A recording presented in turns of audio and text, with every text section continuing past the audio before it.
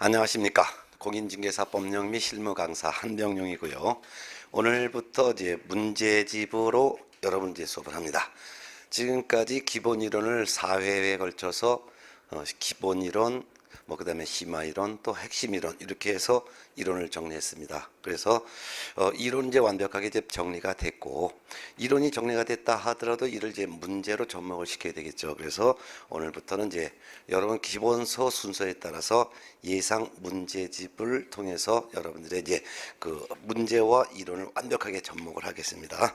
자, 그러면은 이 과목 제목은 써드려야 되겠죠. 네, 공인중개사 법령 및 중개 실무라는 과목인데, 이 문제집도 역시 기본서와 편성을 같이 했습니다. 그래서 공인중개사 법령을 둘로 해놨습니다. 하나는 순수한 공인중개사 법령이 있고, 또 하나는 이제 부동산 거래 신고의 부동산 거래 신고 등에 관한 법, 요게 있습니다. 요 두 가지 법령을 이제 공인중개사 법령이라고 보통 얘기하죠.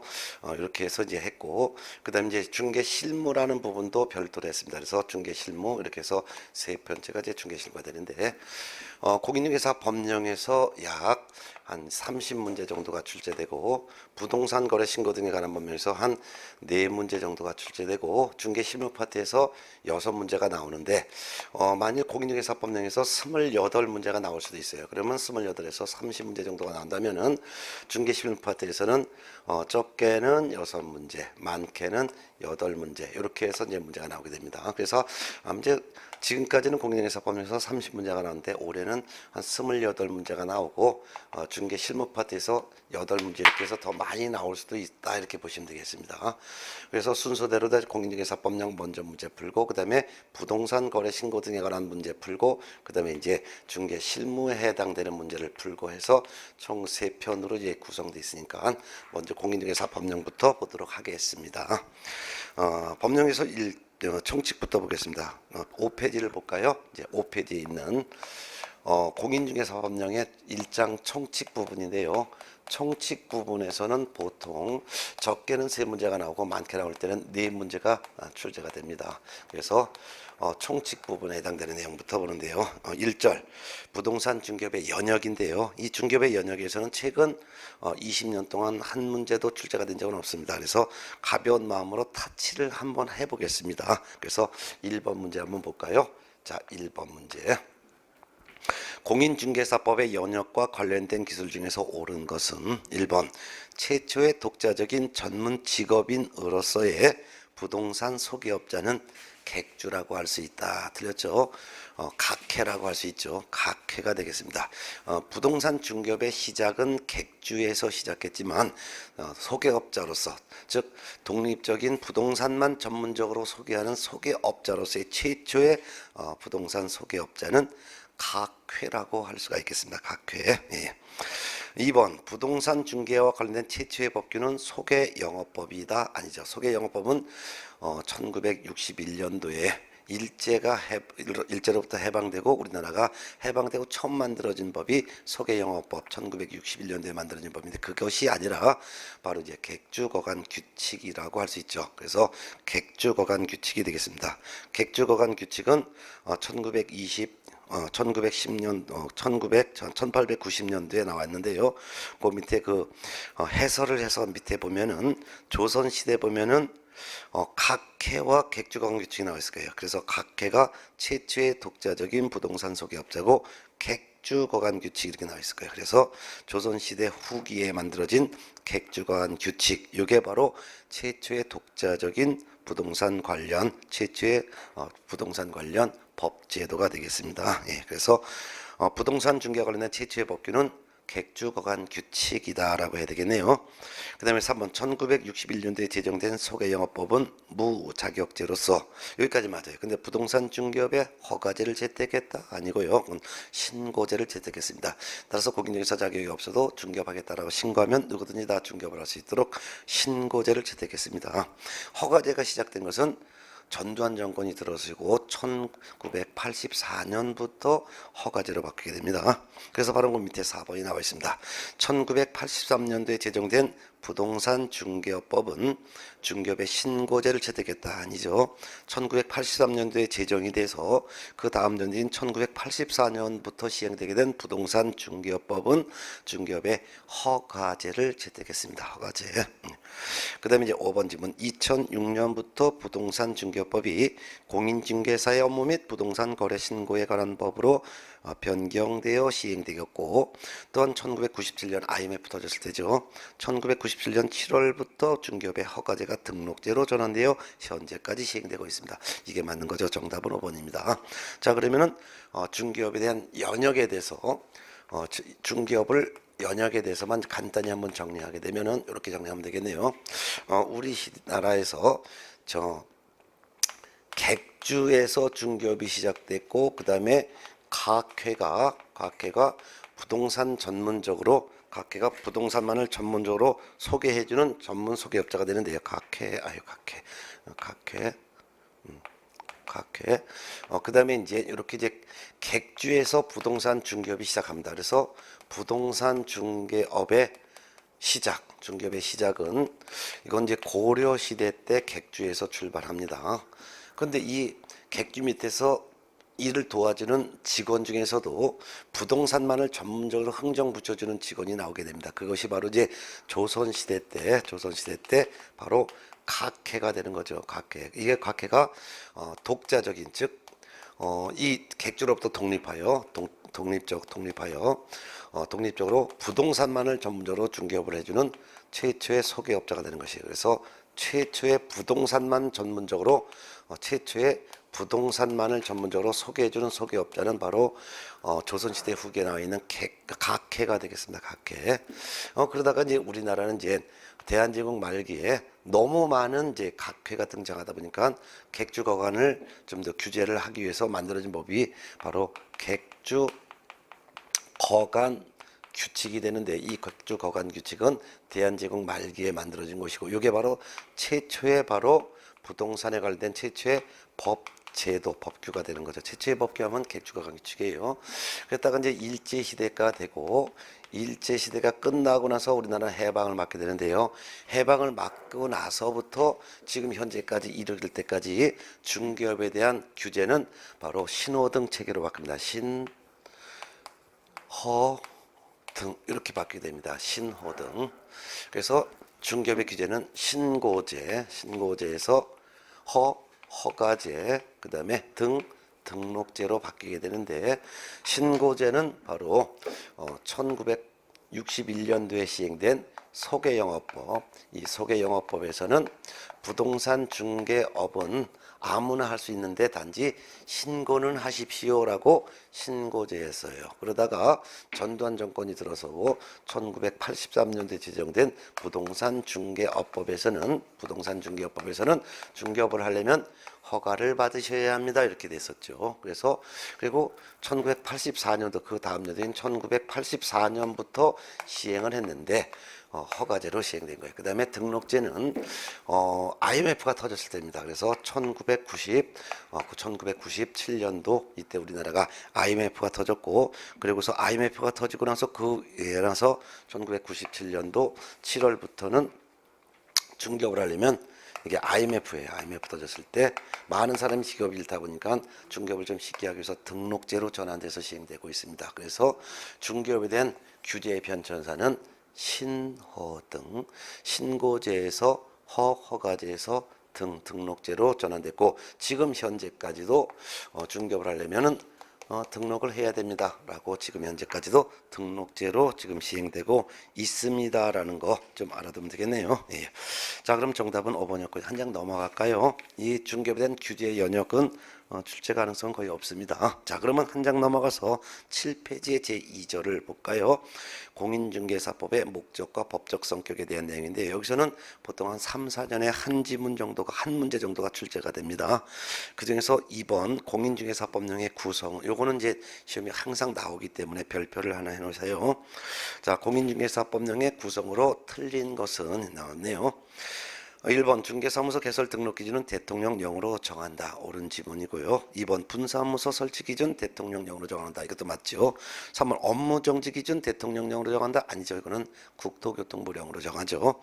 뭐 이쯤이면 이제 무슨 령 딱 나오면 벌써 답이 딱딱 나와야 되는 거예요. 아직까지도 이걸 헤매고 있으면은 전혀 공부를 안 했다는 뜻인데, 그래서 법령 중에서도 대통령령으로 정하는 기준 세 가지를 외워두시라 했죠. 등사과 등록 기준, 사무소 설치 기준, 과태료 기준, 그리고 나머지 기준은 전부 다가 국토교통부령으로 정합니다. 따라서 3번 업무정지 기준은 대통령령이 아니죠. 바로 이제 국토교통부령으로 정합니다. 정답 3번이 나왔네요.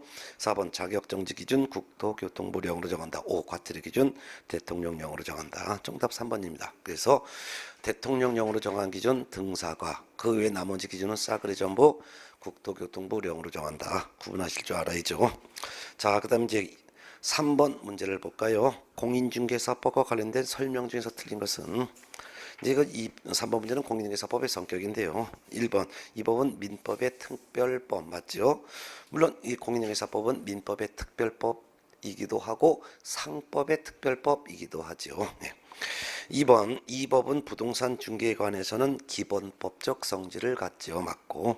3번 부동산 중개계약은 사법계약에 속한다. 이것도 맞죠. 부동산 중개계약은 의뢰인과 개공 간에 체결된 계약이죠. 의뢰인 중개를 부탁하고 개공이 중개를 해주겠다라고 약속을 하는 것을 우리는 부동산 중개계약이라고 하는데, 의뢰인과 개공은 전부 다 사인이죠. 사인 간에 체결된 계약을 사법계약이라고 하니까 부동산 중개계약은 당연히 사법계약이죠. 사법계약에 대비되는 개념이 바로 공법계약인데, 공법계약은 국가와 국가 간에 체결된 계약 또는 국가와 사인 간에 체결된 계약을 공법계약, 그렇지만 사인끼리 체결된 계약은 사법계약. 중개계약은 의뢰인, 사인, 의뢰인이라는 사인과 개업공인회사라고 하는 사인 간에 체결된 사법계약 맞지요. 4번 개업공인중개사, 줄여서 제가 개공이라고 하겠습니다. 개공의 중개행위는 법률행위의 성립을 보조하는 사실행위다. 맞죠? 법률행위란 계약이죠. 그래서 부동산 중개행위는, 즉 개공의 중개행위는 계약이라는 법률행위가 성립되도록 보조하는 사실행위 맞죠? 그래서 5번 부동산 중개는 상사중개이다. 아니죠. 민사중개입니다. 개공 자신은 상인이겠지만 개공이라는 상인이 중개할 때 그 중개를 받는 대상자는 상인이 아니죠. 매도인과 매수인, 임대인과 임차인을 상대로 중개해주죠. 이것이 상인이 아닌 자를 대상으로 중개하는 것을 우리는 민사중개라고 합니다. 그럼 상사중개는 상인을 대상으로 중개하는 것을 상사중개, 민사중개란 상인이 아닌 자를 대상으로 중개하는 것을 민사중개. 따라서 부동산 중개는 거래 당사자인 상인이 아닌 자를 대상으로 중개하므로 무슨 중개? 민사중개에 해당되겠죠. 결국 틀린 것은 5번이 되겠습니다. 네. 자, 그 다음에 이제 4번 문제, 보다 별표를 이제 하나 해 놓으시기 바랍니다. 4번이 바로 공인중개사법의 목적인데요. 다음 가로에 들어갈 말을 순서대로 바르게, 가장 올바르게 나열한 것은 좋습니다. 공인중개사법은 공인중개사의 업무 등에 관한 사항을 정하여 그 전문성을 제고하고 부동산 중개업을 건전하게 육성하여 국민 경제 이바지함을 목적으로 하죠. 답은 1번입니다. 그러면 답은 1번이 쉽게 나왔는데 이 지정 목적을 한번 좀 다시 정리하겠습니다. 4번 문제에서 공인중개사법의 목적이에요. 그러면 공인중개사법의 목적은 요 공인중개사의 업무에 관한 사항을 정하여, 공인중개사의 업무에 관한 사항을 정하지, 이거를 개업 공인중개사의 업무에 관한 사항을 정하여, 개업 공인중개사 하면 틀리다는 것을 일단 알아두시고, 공인중개사의 업무에 관한 사항을 정하여 전성국, 세 글자를 외우더라 그랬죠. 전성국, 즉 그 공인중개사의 전문성을 제고하고, 그 다음에 부동산 중개업을 건전하게 육성하여 국민 경제의 이바지함을 목적으로 한다. 이게 바로 쭉 와야 되는 거죠. 예. 그래서 정답 1번이었고, 5번 문제를 한번 볼까요? 공인중개사법의 목적으로 묶은 것은 기억번 공인중개사의 전문성 제고, 공인중개사의 전문성 제고, 이건 맞죠. 그 다음에 니은번 부동산 중개업의 적절한 규율, 틀렸죠. 부동산 중개업의 건전한 육성입니다. 부동산 중개업의 건전한 육성이에요. 규율이 아닙니다. 그 다음에 디귿번 개업 공인중개사의 적절한 규율 들었어요. 이 공인중개사법의 목적에는 개업 공인중개사라는 말은 나오지 않습니다. 리얼번 개업 공인중개사의 공신력 제고 이것도 없지요. 미음번 부동산 중개업을 건전하게 육성. 부동산 중개업을 건전하게 육성. 요건 있죠. 결국은 기업번에서 공인중개사의 전문성 제고, 미음번에서 부동산 중개업을 건전하게 육성 두 개가 되겠네요. 정답은 2번이 되겠습니다. 예. 자, 그 다음에 이제 6번부터가 이제 용어의 정의인데요. 이 용어의 정의에서는 해마다 문제가 한 문제 내지 두 문제가 꼭 나옵니다. 그래서 거기다 별표를 3개 해놓으시고, 그 중에서 6번 문제 아주 중요합니다. 거기다가 별표를 해놓으세요. 6번 문제. 다음은 공인중개사법에서 사용하고 있는 용어의 정의에 대한 설명이다. 옳은 것은 몇 개인가요? 기억번 중개라 함은 법정 중개 대상물에 대하여 거래 당사자 간의 매매 교환 임대차 그 밖의 권리의 득실 변경에 관한 행위의 알선을 업으로 하는 것을 말한다. 들렸죠? 업으로 하는 것은 중개업입니다. 그래서 기억번은 틀렸죠. 결국 행위 알선하는 것을 말한다라고 해야 하는 거지, 알선을 업으로 하는 것을 말한다 하는 것은 중개업의 개념이 되겠습니다. 따라서 맞게 하려면은 기억번 중개라 함은 법정 중개 대상물에 대하여 거래 당사자 간의 매매 교환 임대차 그 밖의 권리의 득실 변경에 관한 행위를 알선하는 것을 말한다라고 해야 되겠죠. 알선을 업으로 하는 것은 중개업이 됩니다. 기억번 틀렸어요. 니은번 중개보조원이라 함은 공인중개사가 아닌 자로서 개업 공인중개사에 소속되어 중개 업무를 수행하거나 개업 공인중개사의 중개 업무를 보조하는 자를 말한다. 틀렸죠. 중개보조는 중개 업무 수행할 수 없습니다. 중개업무 수행은 개업 공인중개사와 소속 공인중개사만 할 수 있는 것이지 중개보조는 중개업무 수행 못합니다. 따라서 틀린 지문이고요. 맞게 하려면 중개보조원이라 함은 공인중개사가 아닌 자로서 개업 공인중개사에 소속되어 중개 대상물에 대한 현장 안내 및 일반 사무 등 개업 공인중개사의 중개 업무와 관련된 단순한 업무를 보조하는 자를 말한다 라고 해야지만 맞겠죠. 네. 디귿번 개업 공인중개사라 함은 이 법에 의하여 중개업을 영위하는 자를 말한다. 틀렸죠. 개업 공인중개사람은 이 법에 의하여 중개사무소에 개설 등록을 한 자를 말한다 라고 해야 되겠죠. 이 법에 의하여 중개사무소에 개설 등록을 한 자를 말합니다. 그 다음에 리을번 중개업이라 함은 다른 사람의 의뢰에 의하여 일정한 보수를 받고 중개를 행하는 것을 말한다. 들렸죠? 중개를 업으로 행하는 것을 말한다 라고 해야 되겠죠. 업으로가 빠져서 틀렸죠. 그 다음에 미음번 소속 공인중개사라 함은 소속 공인중개사라 함은 개업 공인중개사에 소속되어 소속된 개업 공인중개사에 소속된 공인중개사 가로 열고 개업 공인중개사인 법인의 사원 또는 임원으로서 공인중개사인자를 제외한다 가로 닫고 로서 개업 공인중개사의 중개업무를 보조하는 자를 말한다. 틀렸죠. 일단 가로 내용부터 틀렸죠. 개업 공인중개사인 법인의 사원 또는 임원으로서 공인중개사인자를 포함한다라고 해야 되겠고요. 그 다음에 로서 그 다음에 이제 중개 업무를 수행하거나가 들어가 있죠. 중개 업무를 수행하거나 개업 공인중개사의 중개 업무를 보조하는 자를 말한다 라고 해야지만 될 것 같습니다. 예. 그 다음에 비읍번을 볼까요? 비읍번 공인중개사람은 이 법에 의한 공인중개사 자격을 취득한 자를 말한다. 맞지요? 요거 하나가 맞습니다. 결국은 옳은 것은 비읍번 하나밖에 없네요. 정답은 1번이 되겠습니다. 예. 자, 그러면 용어의 정의에서 과거에는 용어의 정의 자체를 문제를 많이 냈지만 최근에는 용어의 정의에 관련된 설명을 주로 많이 출제가 되니까 그래서 7번 문제가 오히려 시험 출제는 더 잘 됩니다. 그래서 7번 8번, 9번 요 세 가지 형태에서 올해 꼭 한 문제가 나올 거예요. 7번, 8번, 9번 세 문제에서 꼭 한 문제가 나올 겁니다. 7번부터 볼까요? 별표 2개 놓으세요. 공인중개사법령상 용어와 관련된 설명으로 옳은 것을 모두 고른 것은, 자, 기억번 개업 공인중개사란 공인중개사법에 의하여 중개사무소에 개설 등록을 한 자를 말한다. 맞지요? 네. 니은번 소속 공인중개사에는 개업 공인중개사인 법인의 사원 또는 임원으로서 중개 업무를 수행하는 공인중개사가 포함된다. 맞지요? 소속 공인중개사에는 개업 공인중개사에 소속된 공인중개사는 전부 소속 공인중개사가 됐지요. 그러니 법계공의 사원임원으로서 중개 업무를 수행하는 공인중개사도 소속 공인중개사에 당연히 포함되는 거죠. 맞지요? 디귿번 공인중개사로서 개업 공인중개사에 고용되어 그의 중개 업무를 보조하는 자도 소속 공인중개사다. 맞죠? 공인중개사로서 개업 공인중개사에 소속된 자는 전부 소속 공인중개사입니다. 따라서 중개 업무를 수행하건 또는 개업 공인중개사의 중개 업무를 보조하건 다 공인중개사로서 개업 공인중개사에 소속된 자는 전부 소속 공인중개사입니다.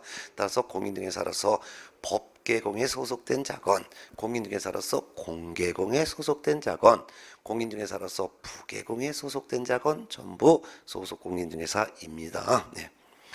리을번 우연한 기회에 단 한 번 임대차 계약의 중개를 하고 보수를 받은 사실만으로는 중개를 업으로 한 것이라고 볼 수가 없습니다. 맞지요? 업이 되려면 계속적 반복적으로 중개를 해야 되는데 어쩌다 우연한 기회에 한 번 중개를 했다는 것은 아무리 보수를 받아도 중개를 업으로 한 것이라고 볼 수가 없는 것이죠.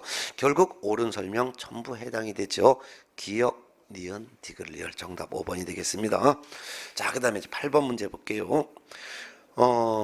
공인중개사법령상 용어와 관련된 설명이다. 옳은 것은 1번 법정 지상권을 양도하는 행위를 알선하는 것은 중개에 해당한다. 맞지요? 지상권을 중개하는 것도 중개요. 법정 지상권을 이전하는 양도하는 것을 중개하는 것도 전부 다가 중개에 해당하겠죠. 예. 그래서 중개라는 개념에서 우리가 8번 문제에서 중개라는 것은 알선하는 것이죠. 알선하는 건데 뭘 알선한 거냐? 권리의 득, 실, 변경에 관한 행위를 알선하는 거예요. 그럼 어떤 권리가 득실 변경되도록 알선하느냐 했었죠. 그래서 권리에서는 물권으로서의 권리도 있고 채권으로서의 권리가 있는데 물권으로서는 소유권에 대한 이전을 알선하는 것도 중개죠. 지상권, 지역권, 전세권 설정 및 이전을 알선하는 것도 중개죠. 특히 지상권 중에서 법률의 규정에 의해서 당연히 권리가 인정되는 법정 지상권을 양도하도록, 즉 법정 사건을 이전하도록 알선하는 것도 중개가 되겠죠. 예. 또한 담보물권으로서 저당권, 근저당권 요를 이전하도록 알선하는 것, 설정하도록 알선하는 것도 중개죠. 그뿐만 아니라 저당권 중에서도 법률의 규정에 의하여 권리가 인정되는 것을 법정 저당권이라고 하는데 법정 저당권을 양도, 즉 이전하도록 알선하는 것도 중개에 해당되는 거죠. 또한 유치권 중에서도 유치권을 이전하도록, 즉 양도, 유치권 양도 이전하도록 알선하는 것도 중개에 해당되겠죠. 그렇지만 담보물권 중에서 질권, 동산질권은 중개 대상 권리가 아니라 그랬죠. 공인중개사법상 중에는 부동산을 전제하는 거지 동산을 전제하는 것은 아니기 때문에 동산질권을 설정하거나 동산질권을 양도하도록 알선하는 것은 공인중개사법상 중개에 해당하지 않다 했었죠. 이거 꼭 알아두셔야 되겠죠. 네. 그 다음에 이제 채권으로서 중개의 대상이 되는 것은 임차권을 중개하거나 또는 환매권을 알선하거나 이런 것도 다 중개라고 했었죠. 예, 그래서 중개 대상 권리가 될 수 있는 물건으로서 소유권, 지상권, 지역권, 전세권, 법정 지상권, 법정 저당권, 유치권 이런 것을 이전 알선하는 것도 다 중개에 해당한다. 그렇지만 동산질권은 아니다. 채권 중에서는 임차권과 환매권을 알선하는 것도 중개다. 이 정도는 알고 있어야 되겠죠. 예. 그래서 8번의 답은 1번 나왔지요. 자, 2번 8번의 2번 집은 반복 계속성이나 영업성 없이 단 한 번 건물 매매 계약에 중개를 하고 보수를 받은 경우 중개를 업으로 한 것이라고 본다? 볼 수 없죠. 이건 중개업이 될 수 없죠. 중개업이 되려면 보수도 받고 계속 반복적으로 알선해야지만 중개업이 될 수 있습니다. 3번 외국의 법에 따라 공인중개사 자격을 취득한 자도 공인중개사법에서 정의하는 공인중개사라고 본다? 보지 않죠. 공인중개사법에 규정된 공인중개사라는 이 법, 즉 공인중개사법에 의하여 공인중개사 자격을 취득한 자가 바로 공인중개사입니다. 즉 우리나라 시도지사 또는 국토교통부 장관이 시행한 시험에 합격하여 자격을 취득한 자만이 공인중개사법에 규정된 공인중개사가 되는 거예요. 외국법에 따라서 자격 취득한 자는 공인중개사로 볼 수가 없습니다. 4번 공인중개사란 법인인 개업공인중개사에 소속된 공인중개사만을 말한다? 틀렸죠. 소속 공인중개사란 법인인 개업공인중개사뿐만 아니라 공인중개사인 개업공인중개사 또는 부칙 6조 2항에 규정된 개업공인중개사에 소속된 공인중개사는 전부 소속 공인중개사에 해당하지요. 5번 중개보조원이란 공인중개사가 아닌 자로서 개업공인중개사에 소속되어 중개 대상물에 대한 현장 안내와 여기까지 맞아요. 근데 문제는 뒷집은 중개 대상물에 대한 확인 설명 의무를 부담하는 자를 말한다. 들었습니다. 중개 대상물에 대한 확인 설명 의무를 부담하는 자는 개업 공인중개사가 확인 설명 의무를 부담합니다. 소속 공인중개사나 중개보조원 이와 같은 고용인은 확인 설명 의무 부담하지 않습니다. 그러면 중개보조원이란 정확한 정의를 하려면은 중개보조원이란 공인중개사가 아닌 자로서 개업공인중개사에 소속되어 중개 대상물에 대한 현장 안내 및 일반 서무 등 개업공인중개사의 중개 업무와 관련된 단순한 업무를 보조하는 자를 말한다 라고 해야지만 맞겠죠. 결국 옳은 것은 1번입니다. 자, 그 다음에 이제 9번 문제 볼게요.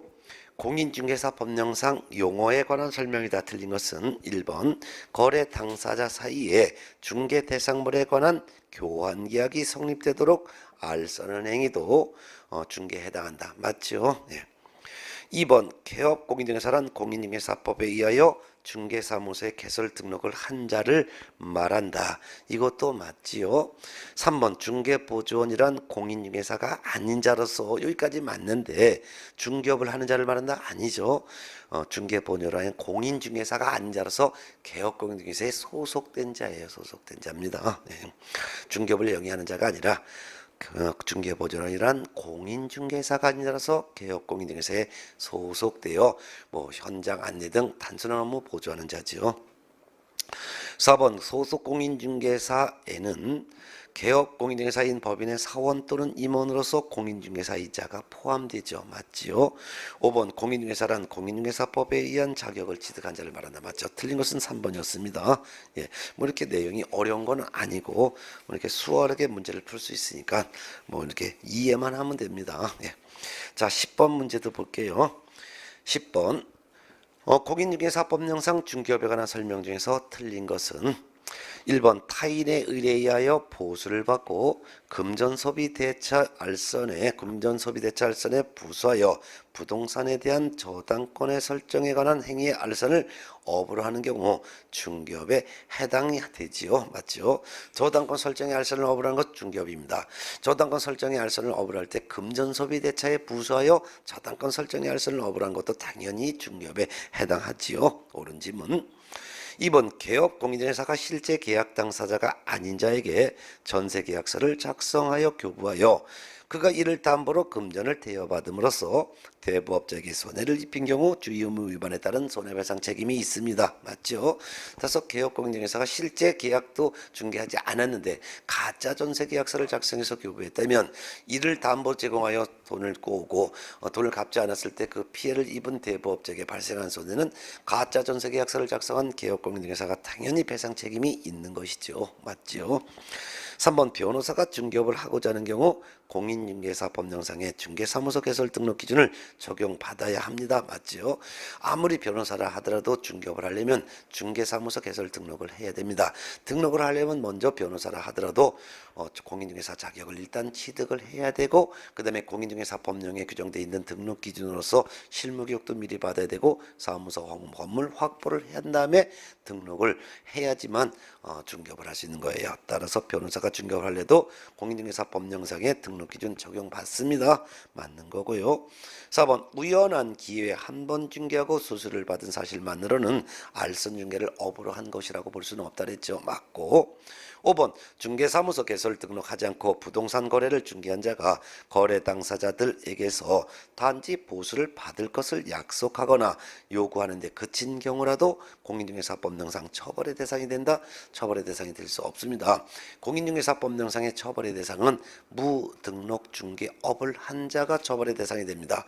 근데 5번 질문처럼 등록을 하지 않은 사람이 중개를 설령했다 하더라도 보수를 받은 것이 아니라 단지 보수를 받을 것을 약정만 했거나 또는 보수를 달라고 요구만 한 것에 그쳤다면 보수를 받지 않았어요. 그러면 그건 중개업이 아니죠. 중개업이 아니니까 무등록 중개업도 아니죠. 그러니 처벌 대상이 될 수가 없는 것입니다. 중개업이 되려면 반드시 보수를 받고 중개를 업으로 해야 되는데 보수받지 않았다면 아무리 계속적 반복적으로 중개했다 하더라도 중개를 업으로 한 것으로 볼 수 없습니다. 그러니 무등록 중개업으로 볼 수도 없습니다. 따라서 처벌의 대상이 될 수가 없는 거죠. 결국 틀린 것은 5번이죠. 네. 자, 그 다음에 11번 문제 볼게요. 공인중개사 법령상 용어와 관련된 설명이 다 틀린 것은 1번 법인인 개업 공인중개사의 소속 공인중개사는 그 개업 공인중개사의 중개 업무를 보조할 수가 있다. 맞습니다. 소속 공인중개사는 중개 업무를 수행할 수도 있고 당해 개업 공인중개사의 중개 업무를 보조할 수도 있죠. 당연히 중개 업무 보조할 수 있는 거 당연히 할 수 있는 업무 맞지요. 그래서 문제가 용어의 정의를 물어봤는지 용어에 관련된 설명을 물어봤는지 해서 용어의 정의를 물어봤으면 법대로 알아두시고 설명을 물어봤을 때는 그 뜻이 맞느냐 틀리냐, 그 설명이 맞느냐 틀리냐 이것만 판단하시길 바랍니다. 그래서 법개공의 소공은 그 법개공의 중개업무 당연히 보조할 수 있다. 왜? 소공은 중개업무 수행할 수도 있고 그 당해 개공의 업무를 보조할 수도 있기 때문에 당연히 중개업무를 보조할 수 있는 것이죠. 맞고. 2번 거래 당사자 사이에 부동산에 관한 환매 계약이 성립되도록 알선은 행위도 중개에 해당한다 했었죠. 맞죠? 매매 계약 중개하는 것도 중개요. 교환 계약을 알선하는 것도 중개요. 환매 계약을 알선하는 것도 중개요. 다 중개입니다. 부동산에 관련된 권리의 득실 변경에 관한 행위를 알선하는 것은 다 중개에 해당합니다. 3번 부동산 컨설팅에 부수하여 반복적으로 이루어진 부동산 중개 영업 행위는 중개업에 해당하지 않는다. 중개업에 해당하죠. 오로지 부동산 중개업만 하는 것도 중개업이요. 예를 들어 식당을 하면서 또는 부동산 컨설팅을 하면서 또는 이사업체를 하면서 이에 부수하여 부동산 중개를 영업으로 하는 것도 중개업에 해당합니다. 예. 틀린 거 답 3번 나왔습니다. 4번 공인중개사 자격 취득 후 중개사무소 개설 등록을 하지 아니한 자는 개업 공인중개사가 아니죠. 맞죠? 아무리 자격을 취득했어도 중개사무소 개설 등록을 하지 않았다면 개업 공인중개사가 아닙니다. 옳은 질문. 개업 공인중개사는 등록을 해야지만 개업 공인중개사가 되는 거예요. 5번 중개보증이 개업 공인중개사를 대신하여 특정 업무를 수행하였더라도 해당 거래계약서의 중개보증을 개업 공인중개사로 기재해서는 안 되죠. 맞죠? 개업 공인중개사도 아닌데 중개보증이 자기가 개업 공인중개사라고 이름을 기록하면 안 되는 거예요. 예. 이를 바로 우리는 개업 공인중개사가 개업 공인중개사 또는 이와 유사한 명칭을 사용하게 되면 1년 이하의 징역 또는 1천만 원 이하의 벌금의 처벌을 받을 수 있는 대상에 해당되는 행위죠. 그래서 보존이 설령 개공을 대신해서 특정 업무를 수행했다 하더라도 그 계약서 등 서류에 중개 보존을 개공인 것처럼 이름을 기재해서는 안 되는 거예요. 예. 맞는 설명. 틀린 것은 3번이었습니다. 자, 그 다음에 12번 문제 볼게요. 중개 및 중개업에 대한 설명입니다. 틀린 것은 1번. 개공이 아닌 자의 일어생 중개는 처벌의 대상이 되지 못합니다. 맞습니다. 여러분이나 저처럼 등록을 하지 아니한 개공이 아닌 자가 한 번 중개해도 됩니다. 보수받아도 됩니다. 처벌받지도 않습니다. 예. 자, 2번 영업용 건물의 비품, 유형 등 유형물의 대가, 영업상의 노후 등 무형물의 대가, 이를 우리는 상가권리금이라고 하죠. 상가권리금에 대한 알선은 이 법상 중개에 해당한다? 해당하지 않습니다. 상가권리금은 중개대상물이 아니죠. 이 법상 중개에 해당하려면 토지, 건물, 임목, 공장재단, 광업재단을 대상으로 거래를 알선해야지만 중개가 되는 거예요. 권리금에 대한 알선은 이 법에 규정되어 있는 중개대상물이 아니기 때문에 중개에 해당하지 않습니다. 권리금은 중개대상물이 아니다. 따라서 중개대상물이 아닌 물건에 대해서는 아무리 알선을 하더라도 이 법에 규정된 중개에 해당하지 않는다. 3번 상가 건물에 대한 거래 알선을 업으로 하는 것은 중개업에 해당한다. 맞죠? 예. 상가는 중개대상물, 거래 알선을 업으로 하는 것은 중개업에 해당합니다. 4번 중개대상물에 대하여 임대차만의 알선을 업으로 하는 것 중개업에 해당한다. 맞죠? 중개대상물인 토, 건, 입, 공광에 대해서 다른 건 중개하지 않고 임대차만 알선을 업으로 하는 것도 이것도 중개업에 해당하는 거죠. 네. 5번 중개의 정의에서 말하는 그 밖의 권리에 저당권 등 담보물권도 포함됩니다. 맞습니다. 그렇지만 모든 담보물권이 포함되는 것은 아니고 저당권, 근저당권, 유치권 포함됩니다. 그렇지만 담보물권 중에서 질권은 포함되지 않죠. 그렇지만 중개 정의에서 말하는 그 밖의 권리에 저당권 등 담보물권도 포함되는 건 맞습니다. 자, 그럼 결국 틀린 것은 아까 2번 권리금은 중개대상물이 아니다. 그렇기 때문에 권리금에 대한 알선은 중개에 해당하지 않는다. 예. 자, 13번 문제 볼게요. 중개 대상인 권리에 해당하는 것은 모두 몇 개인가요? 기억번 동산질권은 중개대상 권리가 아니죠. 부동산을 전제로 한 권리가 중개대상 권리고 동산을 전제로 한 권리는 중개대상이 될 수 없습니다. 니은번 광업권의 독립적인 이전도 중개대상 권리가 될 수 없습니다. 광업권은 이거는 광물을 채굴할 수 있는 지식에 대한 권리죠. 이 같은 것은 부동산에 대한 권리가 아니기 때문에 광업권의 독립적인 이전은 중개 대상이 될 수가 없습니다. 따라서 지식에 대한 권리는 상표권, 특허권, 실용실황권, 공업소유권, 특허권, 광업권 이런 것들은 중개 대상이 될 수가 없습니다. 지급번 금전소비대차에 부수하는 저당권 설정은 중개 대상이 되겠죠. 예. 리얼번 법정지사권 이전도 중개대상 권리가 되겠죠. 미연번 목적물과 피담보 채권을 수반하는 유치권 이전도 중개대상이 되겠죠. 그럼 결국 중개대상의 권리는 디귿번 금전소비대차에 부수하는 저당권 설정, 그 다음에 리얼번 법정지상권 이전, 미연번 목적물과 피담보 채권을 수반하는 유치권 이전 3개가 되겠고 답은 3번이 되겠죠. 예. 자, 그러면 이제 14번 문제를 볼게요. 14번 문제가 아주 출제 가능성이 높습니다. 별표 하나 해놓으실까요? 중개 및 중개업에 관한 판례 태도 중에서 틀린 것은 기억번 중개행위에 해당하는지 여부는 개공이 진정으로 거래 당사자를 위해서 거래를 알선 중개하려는 의사를 갖고 있었느냐고 하는 개공의 주관적인 의사에서 결정한다. 아니에요. 이 행위가 중개에 해당하는지 해당하지 않는지에 대한 판단은 중개 행위자가 진정으로 거래를 알선 중개를 하려는 자기의 주관적인 의사가 있었느냐 없었느냐 이걸 갖고 판단한 것이 아니라 그 행위를 사회 통념에 따라 외형적 객관적으로 판단해야 될 것입니다. 그래서 주관적인 의사가 행위자의 주관적인 의사에 의해서 판단하는 것이 아니라 그 행위를 사회 통념에 따라 외형적 객관적으로 판단해야 된다는 거.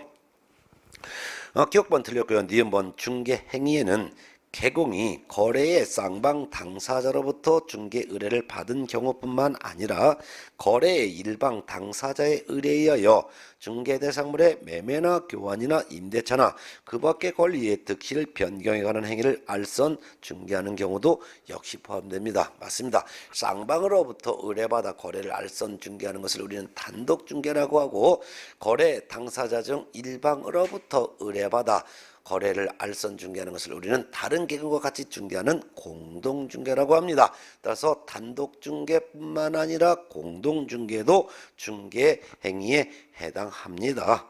니은번은 맞습니다. 디귿번 중개 의뢰인에는 중개 대상물의 소유자뿐만 아니라 그 소유자로부터 거래에 관한 대리권을 수여받은 대리인이나 거래에 관한 사무의 처리를 위탁받은 수임인 등도 중개 의뢰인에 포함되죠. 맞죠? 만일 아파트를 팔겠다는 본인이 와서 중개를 의뢰하면 그 본인도 의뢰인이지만 본인의 부인 즉 남편을 대신해서 아내가 와서 매도 중개를 의뢰했다 하면은 아내와 남편은 남이니까 대리인이 되겠죠.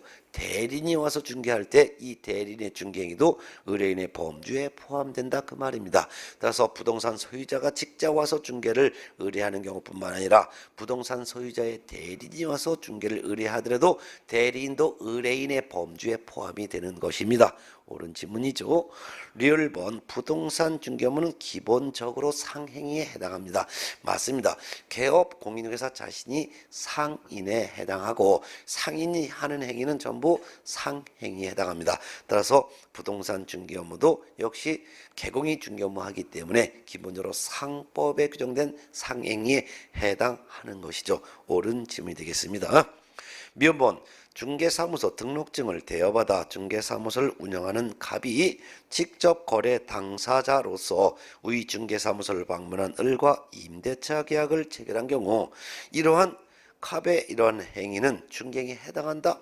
중개행위에 해당하지 않지요. 이는 자기가 직접 찾아온 의뢰인과 임대차 계약을 했죠. 임대차 계약은 법률행위입니다. 이는 직접 법률행위를 한 것이지 중개행위에 해당하지는 않습니다. 결국 이건 문제는 틀린 거를 찾아라 그 말입니다. 틀린 것은 결국은 기역번과 미음번 두 개가 틀렸죠. 정답은 1번입니다. 네. 특히 등록증 미음번처럼 14번의 미음번처럼 등록증 자격증을 대여받아 사무소를 운영한 사람은 이 사람은 남의 등록증 자격증을 대여받았다는 것을 이유로 1년 이하의 징역 또는 1,000만 원 이하의 벌금의 처벌은 받습니다. 그렇지만 이 사람이 자기 사무소에 찾아온 사람과 직접 임대차 계약을 한 것은 계약을 한 것이지 중개를 한 것은 아니란 뜻입니다. 예. 자, 그 다음에 이제 15번 문제를 보겠습니다. 중개업에 관한 설명이다. 옳은 것은 1번 반복 계속성이나 영업성 없이 우연한 기에 타인 간의 임야매매 중개행위를 하고 보수를 받은 경우 이거는 중개업에 해당한다? 해당하지 않지요. 왜? 계속적 반복적이 아니기 때문입니다. 2번 중개사무소 등록하지 않은 자가 일정한 보수를 받고 중개를 업으로 행한 경우 이는 중개업에 해당하지 않는다? 해당하지요. 중개업 중에서도 무등록 중개업에 해당하죠. 중개업은 등록한 중개업과 무등록 중개업 두 가지가 다 중개업에 해당합니다. 3번 일정한 보수를 받고 부동산 중개 행위를 부동산 컨설팅 행위에 부수하여 업으로 하는 경우 이는 중개업에 해당하지 않는다? 해당하지요. 부동산 컨설팅 행위에 부수하여 중개를 업으로 한 것도 역시 중개업에 해당하는 거죠. 네. 4번 보수를 받고 오로지 토지만의 중개를 업으로 한 경우 중개업에 해당한다. 맞죠? 상가에 대해서만 중개를 업으로 하는 것도 중개업이죠. 따라서 특정 부동산만을 알선업으로 하는 것도 중개업이요. 특정 거래만을 중개를 업으로 하는 것도 역시 중개업이 되는 것이죠. 정답은 4번. 5번 타인의 의뢰에 의하여 일정한 보수를 받고 부동산에 대한 저당권 설정 행위의 알선을 업으로 하는 경우 그 행위의 알선이 금전소비대차 알선에 부수하여 이루어졌다면 중개업에 해당하지 않는다? 해당하죠. 금전소비대차에 부수하여 저당권 설정의 알선을 업으로 하는 것도 역시 중개업에 해당한다라고 해야 되겠네요. 결국 틀린 것은 4번이었습니다. 자, 16번 문제도 보겠습니다. 중개업에 관한 설명이다. 틀린 것은 1번 등록을 하지 않고 중개업을 행한 자가 의뢰인과 약정한 중개보수 약정은 무효이다. 맞지요? 무등록 중개업을 한 자와 의뢰인 간의 보수지급 약정은 무효입니다. 그렇지만 주의할 것은 무등록 중개를 한 자와 의뢰인 간의 보수지급 약정은 사회상당성을 벗어나지 않는 범위 내에서는 유효라고 했었죠. 예, 구분해서 알아두세요. 4번 중개를 업으로 한 것인지 여부는 중개의 목적, 중개의 의도, 태양의 것은 형태를 말하는 거죠. 중개의 형태, 그 다음에 횟수 등을 종합적으로 고려하여 사회 통념에 따라 판단하게 되는 거죠. 맞죠? 3번 등록을 하지 아니한 자가 우연한 기회에 한 번 건물 전세 계약에 중개하고 보수를 받은 경우라도 처벌받지 않습니다. 맞죠? 무등록 중개를 한 자는 처벌받지 않습니다. 등록하지 않고 한 번 어쩌다 중개한 것은 무등록 중개업이 아니죠. 따라서 처벌의 대상이 되지 않습니다. 따라서 무등록 중개업을 한 자는 처벌의 대상이 되지만 무등록 중개를 한 자는 처벌의 대상이 되지 않는다. 또한 무등록 중개업을 한 자에게 의뢰를 한 의뢰인도 처벌 대상이 되지 않는다. 오로지 무등록 중개업을 한 자만 처벌의 대상이 된다라고 하셨습니다. 예. 자, 이렇게 해서 봤습니다. 그러면 결국 그 다음에 4번 질문, 의뢰인으로부터 보수를 받기로 약속을 하거나 보수를 요구하는데 그친 경우 현실적으로 보수를 받지 않았더라도 중개업에 해당한다? 해당하지 않죠. 보수를 받아야지만 중개업이 되는 거예요. 보수 안 받았으면 아무리 보수를 받기로 약정했거나 요구했어도 중개업에 해당하지 않습니다. 틀린 거 4번이죠. 5번, 변호사가 공인중개사 자격 없이 변호사 업무에 수반하여 부동산 중개업을 수행하는 경우에는 이건 무등록 중개업으로 처벌되는 거죠. 맞죠? 중개업을 하려면 변호사라 하더라도 부동산 중개업을 하려면 등록을 해야 돼요. 근데 변호사가 자격도 없이 변호사 업무에 수반하여 중개업까지 수행했다는 것은 무등록 중개업이 된다는 것이죠. 예. 처벌된다. 맞습니다. 결국은 틀린 것은 4번이었죠. 자, 그래서 16번 문제의 답은 이제 4번이었는데요. 그러면 잠시 쉬었다가 그 중개 대상물에 해당되는 문제가 이제 17번부터 출발하는데 쉬었다가 연속해서 풀어볼까요?